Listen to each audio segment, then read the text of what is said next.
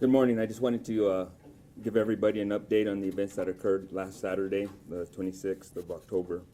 First, I'd like to say our thoughts and prayers go out to the victims of yesterday's tragedy at LAX. We also continue to pray for the healing and recovery of all officers that were injured in the line of duty last month. And we also pray for the healing and recovery of Deputy Hopkins. Talked about Christopher Chase, who was our offender of last Saturday. Our detectives have been looking into his background to figure out what was his motive. Still at this point, we have no clear motive as to why he took the actions he did on Saturday. Talking to friends and acquaintances of Christopher Chase, they tell us that he had a long hatred for law enforcement. We know that Chase was armed with an assault rifle and a semi-automatic handgun.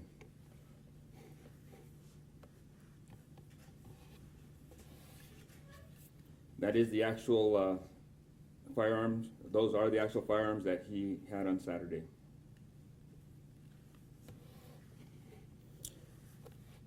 Chase also had 357 unfired .7.62 rounds.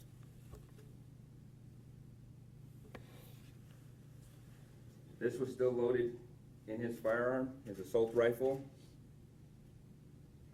He had a black bag that he was carrying that still had boxes of ammunition that was in there. And he had drums of ammunition loaded, ready to go, to include the ammunition there. The numbers correspond to the number of bullets.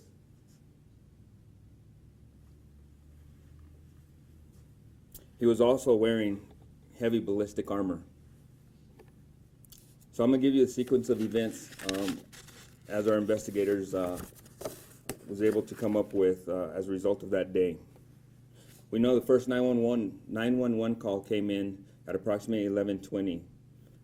That caller stated that there was a subject at the intersection of Avenida Cesar Chavez and Broadway armed with an assault rifle or an AK-47. Said he was threatening citizens at that location. We also know we received other calls with the subject stating that call police and that he'd be waiting for them. The caller said that the subject was by the car wash at Avenida Cesar Chavez and Broadway. This was significant as there is a car wash at that intersection to the southwest corner. A sergeant and an officer were dispatched to this call. As the sergeant was en route to this location, the sergeant asked for additional units. Sergeant asked for K-9, he asked for our SWAT team, and he also asked officers for whoever had a long gun to respond.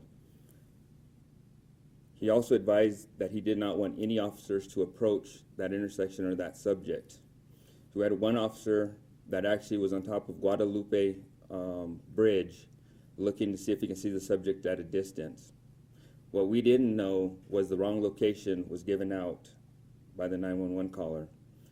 The subject was actually at Iron and Broadway, right to the south of the Salvation Army. So as officers were responding to Avenida Cesar Chavez, Officer Eric Martinez was driving southbound on Broadway. As he came upon Salvation Army, he did not know the subject was at that location. He's still thinking the subject is over at Avenida Cesar Chavez and Broadway.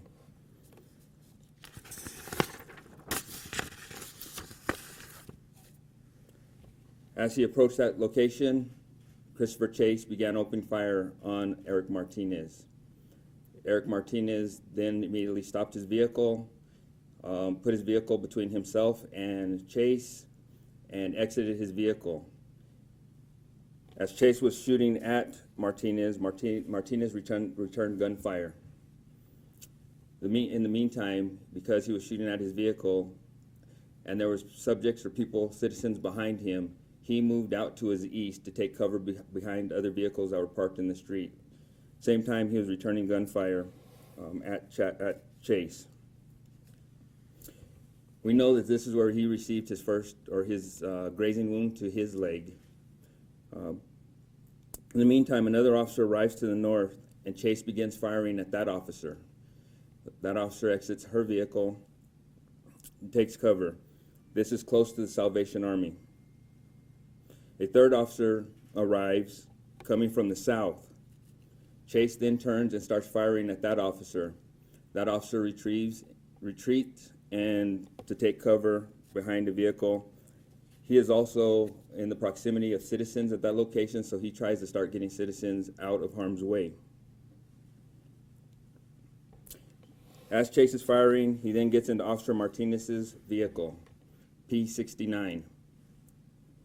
He then begins driving northbound and starts firing at officers as he's headed northbound.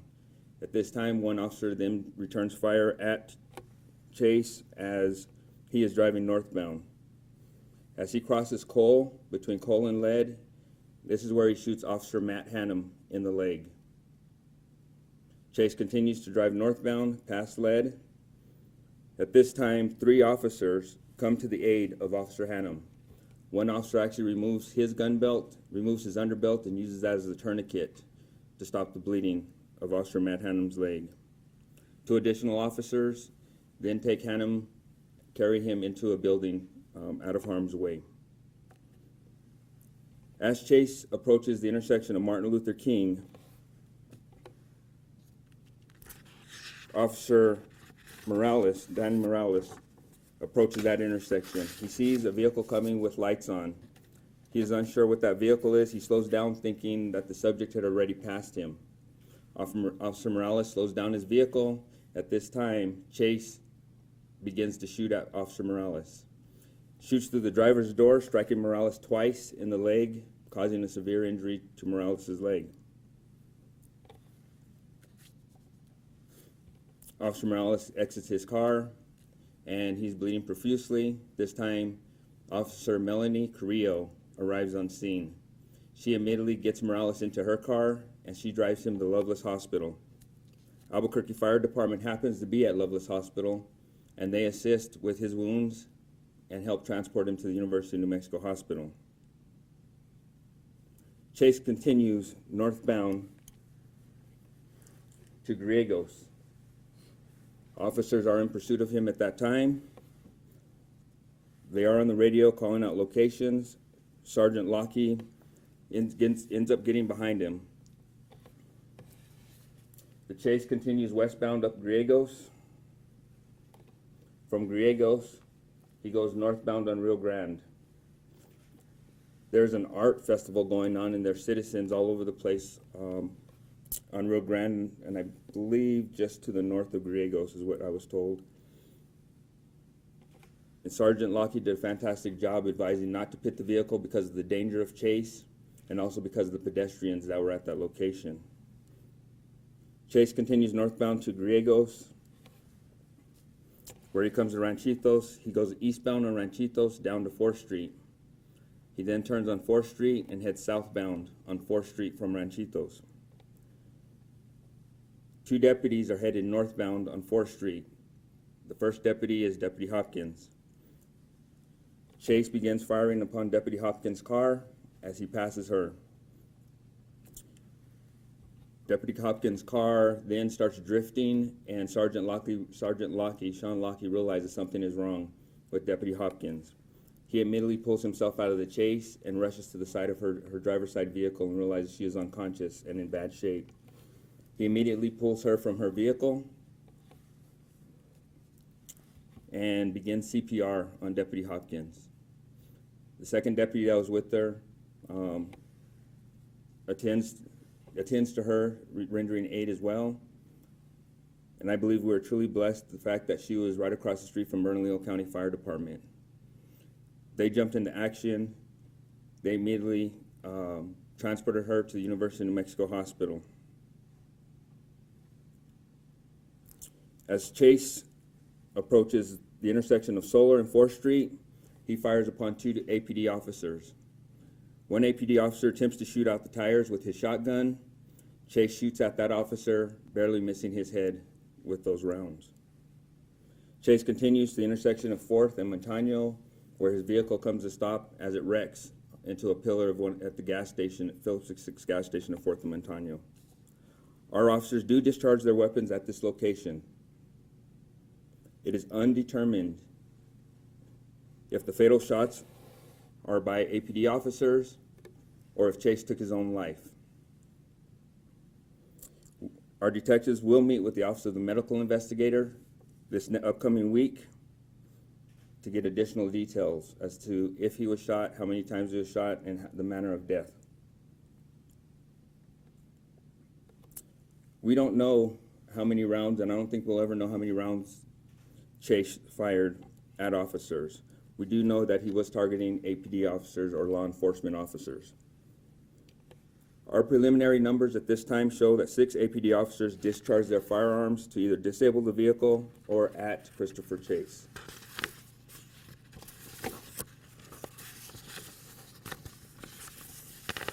After identifying Christopher Chase, a search warrant was conducted on his residence at 809 Walter.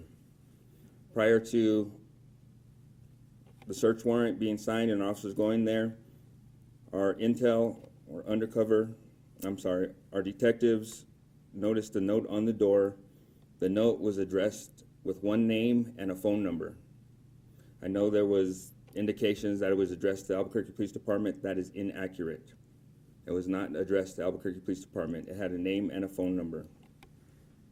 As mentioned before in my previous briefings, we did send a robot into that location, and it appeared to have what we now know with fake booby traps set up in that location. There was nothing of significance in the manner that additional weapons, any notes to the Albuquerque Police Department, anything of that nature inside that residence. We did collect, we did note that there were empty ammo boxes inside the residence, and he had made notes out to his friends. We do believe that he felt that this was going to be his last day, as he indicated to his friends and acquaintances that he was going to go, that there was going to be, this was going to be his, basically this was going to be his last day. He was going to go out. I want to thank our detectives who have been doing a tremendous job in such a difficult time. This was very difficult for them, as it's hard when you have another law enforcement officer that is injured, and one that was critically injured. They have a long recovery, a long process. Today, a lot of those officers, a lot of those employees who were involved in this incident will be doing a critical stress debriefing. And we will continue as a department to move forward. We'll continue to heal. We'll continue to be strong. We will continue to be vigilant, and we'll work through this incident. This time, do we have any questions? Chief, you said that 6 officers fired at Chase to either disable his car or at him. Is it 6 officers at 4th and Montano that last scene? Is it 6 that you're talking about? No. What I said was that Martinez did return fire at Broadway and Iron. I also said that we had an officer that fired upon him as he's coming down Cole. So that's 2 officers. So there was another officer that tried to disable his vehicle at Solar and 4th Street, and the additional officers appears to be at 4th and Montano.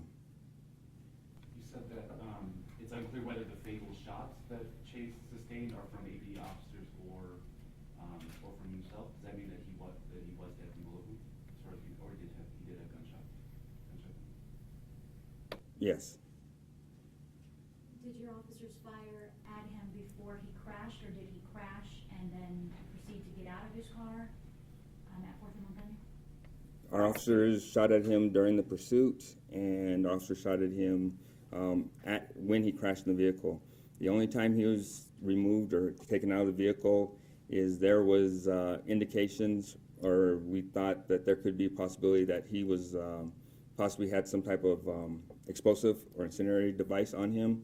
So out of precaution, we used our robot to remove him from the vehicle. I understand last Saturday was insane and police were obviously very busy, but we're just wondering why there was a delay in letting us at least just know that there wasn't a shooter on the loose anymore, just so we could reassure the public that they were safe. A couple of things that we're looking into, and specifically more myself. One is you do have a scene that was very, very long. I mean, there was multiple scenes at the scene itself.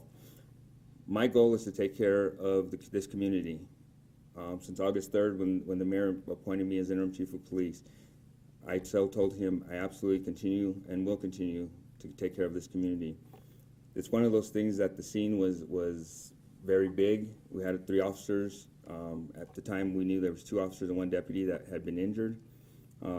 We had multiple agencies trying to get everything set and taken care of. So it's not that we didn't care or we weren't trying to deliberately.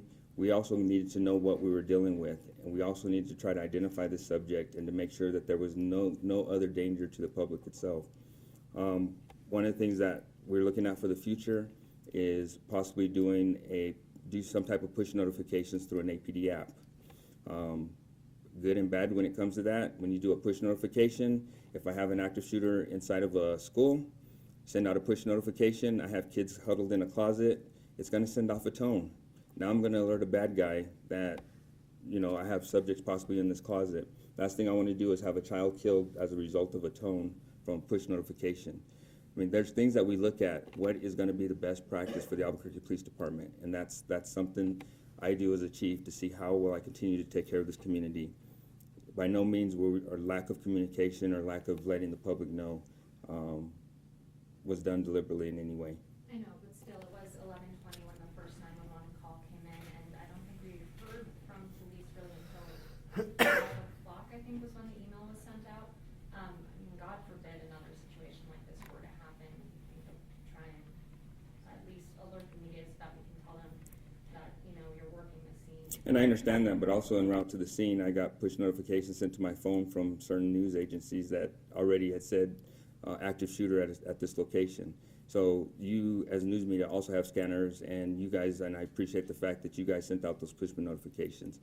We continue to try to do what's best for the community. We also have to make sure our community stays safe. And I know you as the media want that information, and I appreciate the fact you guys did send out those push notifications. You gotta understand, we send out an active shooter. I don't want to put the community in a panic as well. We didn't know where this guy was going. We didn't know where this was going to end. Once it was done, I think, you know, at that point, it's just a matter of gathering all the information and figuring out what had happened. Chief, will you identify that first officer that you're talking about that made sure that no one else came to that area? I think it's, from what we're hearing, it's Sergeant or Officer 23. Will you identify the person? It's Sean Lockie. It's Sergeant Sean Lockie. Can you talk, and you said he did the right thing. Sean Lockie did a tremendous job during this incident. He did what I would expect of every supervisor. He took control of this incident. He advised for extra resources. He told people what they can and can't do because of the safety of the citizens and the safety of the officers. And he was the first one to reach Deputy Hopkins. When your officers first arrived to go to Cesar Chavez and Broadway, and can you talk about first what kind of the overall plan was to try and slow that situation down? I know that there was an instruction not to approach him, and then when you determined that you were at the wrong intersection, can you describe kind of how the plan changed from there? If you guys still had any efforts, or who was in charge to talk about the way to kind of apply the same instructions initially to when you discovered you had new information that you had the wrong location? I will in a sense. The sergeant made a great decision to advise officers not to approach a subject with a rifle. The initial information that we got was that he was Avenida Cesar Chavez and Broadway. Sergeant will set a plan at that point, take direction or give direction to the officers, and then they'll execute the directions given by the sergeant. What I will not do is tell you how that's done, because then we alert, you know, a criminal of our tactics, and I'm not going to get into that. But original information was he was at Avenida Cesar Chavez.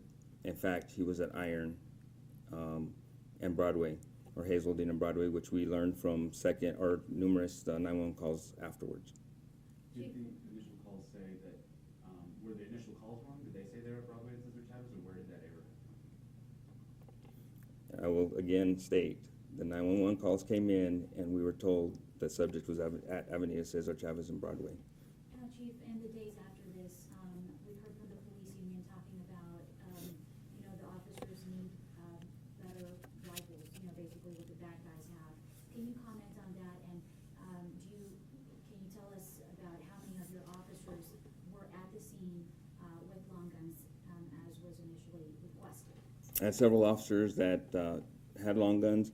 More than half our department has long guns or rifles. We continuously train those officers in the use of rifles and handguns. We have strict policy in regards to who can and who cannot use that or use that type of weapon. Officers also have purchased their own rifles. Not only does the department purchase them, but some want to purchase their own, which is fine. However, they have to go through our training in regards to using those. Would you support that though, to train even more officers, just given that, you know, bad guys are, you know, stocking up on AK-47s and whatnot? Do you support that? Oh, we train our officers. We allow them. We have the training in place. We have the standard operating procedure in place for our officers to be equipped with rifles or long guns. We use them in our business. So I want to make sure that officers have the best tools possible to perform their jobs safely. And that's one of the things we continue to look at. How do we equip our officers so that they're safe, that they get home at night to their families? We could have very easily lost officers. We could very easily have to go put somebody's name on the memorial wall. And you know, that's one thing I never want to have to do is go knock on someone's door and say that they lost one of their loved ones as a result of a senseless act like this one. Chief, but just real quick, but do you believe that your officers are equipped to make sure that that doesn't happen? Are they equipped how they're supposed to be? Absolutely. And I continually will work on equipment, and I'm also always open to suggestions from the officers. We look at equipment, we train on equipment, we bring in and test equipment. I want the best equipment for our officers. They deserve it, and I honestly believe that we are one of the best equipped departments in New Mexico. Last question, any more? Yes, John Hyde obviously left the start on the city on APD. I mean, you've had a week to reflect now. There were many officer shootings statewide the past 2 weeks. I mean, how lucky do you feel, or what is the sentiment of the department right now? Well, I think we feel blessed, but if you look around the country at the type of incidents that are going on around the country, you know, and our hearts and prayers go out to each of these victims. I stand behind our officers, I support our officers, I pray for their recovery. Not only our officers, but the officers around the state. Do I ever want any of this to happen? Absolutely not. But we as police officers have a very important job, and I believe us as officers, there are few that take this calling upon themselves to be police officers. They know the risks, and they put their lives on the line day in and day out. I appreciate the support from the community, not only here in Albuquerque and New Mexico, but around the country, who have called in, who sent their thoughts and prayers to our officers, to our deputy. The many phone calls, emails, text messages, it's just been tremendous. And that's what that type of spirit, or that type of support brings up the spirit of our officers. Thank you very much, I appreciate it. Chief, please identify any other point during that tape